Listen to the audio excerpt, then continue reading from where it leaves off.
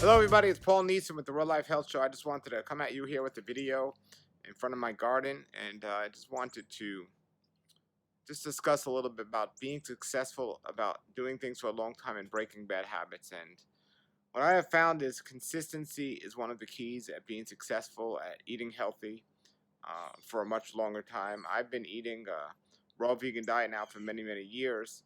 And as long as I'm consistent at what I'm doing, I'm successful. Now, what do you mean what I'm doing? I'm doing my best to eat a diet, like an intermittent fasting diet where I'm eating every other day. Or if I do decide to eat every day within a certain window of eating. And as long as I stay consistent, I'm able to be successful at that. If I just mess up one day, it kind of messes me up and I go back to what I was doing. So if you're trying to eat a 100% raw vegan diet and then you go eat the cooked food one day, if you're trying to eat a vegetarian diet and one day you go back to eating meat, these little mess ups are it's important to really get back up as quickly as possible and keep moving forward and not get in this little season of your life or this time where, oh well, I messed up, so I'm just gonna eat something bad all day today. So like, let's say you mess up one day and you have something you shouldn't have, so you don't say, well, today I'll just eat bad and then tomorrow I'll go back. No, as soon as possible, go back to what you were doing. That's something that's been working for you a long time, and don't give yourself an open window to fail. And I see that's what a lot of people do. They justify doing something wrong more than once. Nobody's perfect, so if we do something that we ultimately didn't have set as a goal, that's fine. We're not perfect. Things happen. But those are the times we got to remember to get back up and get back on track. And I know a lot of you know this, but some of you might be struggling with something like this. And there's no addiction in the world bigger than the addiction to cooked food, specifically grains. And there's no addiction. I mean, you could have crack cocaine drug rehabilitation centers, rehabilitation centers or whatever, but you don't have cooked food rehabilitation centers.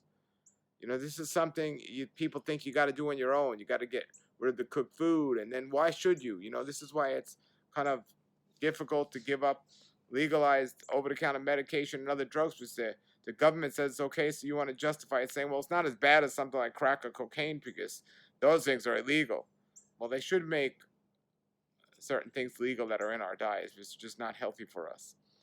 And physically or from a physiology standpoint, they might not be as harmful as an addiction to opiates or crack or something like that.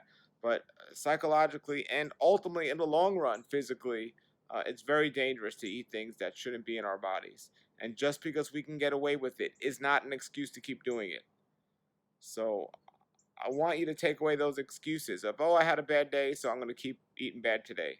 Or I had a bad meal this morning, so I'll just make today a bad day. Or the excuse of, well, my body's lasted this long with eating something, so I'm just going to keep eating it. No, no cheat food, no cheat days, no cheat weeks, or today's a holiday, I'm going to eat this food. No. Be consistent at what you're doing if you want to be successful with your results. And that's the key. And a big part of that is enjoying what you're doing. Enjoy what you're doing. And to know that is to know why you're doing it and find ways to enjoy it. For example, exercise. Some people don't like to exercise certain ways, but exercise is another word for movement. So maybe you like exercise in a different way. Some people like swimming, some people like running, some people are like riding bike. I love jumping rope.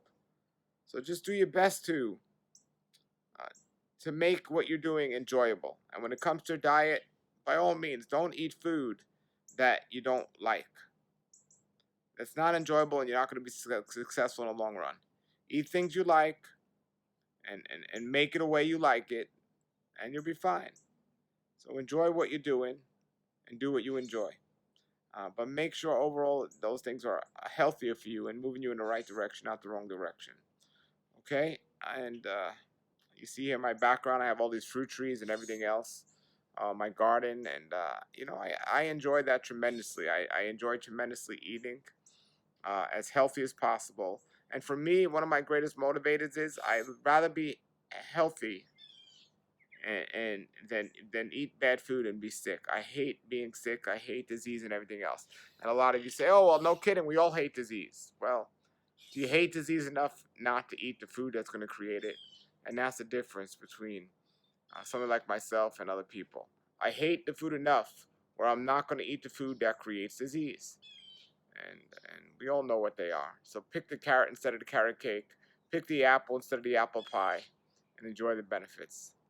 All right. If you have any questions, I have a live Q&A each week where I take live questions, but I'll try to answer more below the videos. If you're a member of the Raw Life Health Show, rawlifehealthshow.com, links below the video. I answer questions live as soon as you post them. So check that site out. It's a member website, and enjoy your day, folks. All right. Thank you.